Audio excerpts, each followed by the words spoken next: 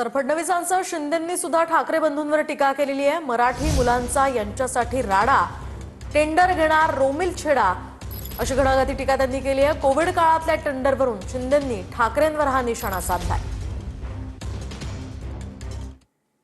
तुमचा लाडका रोमिल छेडा, मराठी मुलांनी यांच्यासाठी करायचा राडा आणि टेंडर घेणार यांचा रोमिल छेडा, असं कसं होईल?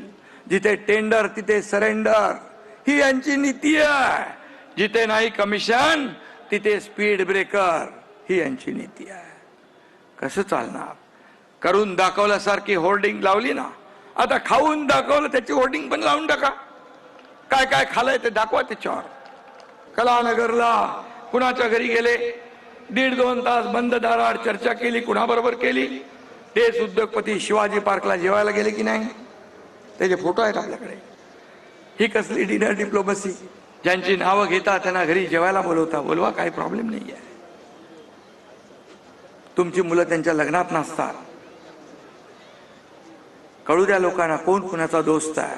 काल मी त्या गौतम अडाणीचं प्रकरण काढलं, काय मिरच्या झोमल्या आणि काय पुढे सुरू केलं तर राज ठाकरेंचा माझा आणि गौतम अडाणीचा एक फोटो। बरं, मग पुढे माझ्या घरी गौतम अडाणी येऊन गेला एकदा, माझ्याकडे रतन टाटा येऊन गेलेत, माझ्याकडे मुकेश अंबानी येऊन गेलेत, माझ्याकडे आनंद महिंद्रा येऊन गेलेत, अनेक उद्योगपती येऊन गेलेत, अनेक फिल्म मधले कलाकार येऊन गेलेत, घरी येऊन गेले म्हणून त्यांची काय पापं झाकायची का? मी काल जे तुम्हाला दाखवलं हे इतकं भयानक आहे, इतकं भीषण आहे।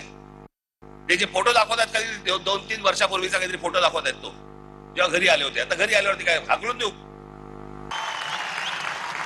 आणि अडाणीशी दोस्ती करण्याचा माझा विषयच नाही, मी इतका अडाणी नाहीये।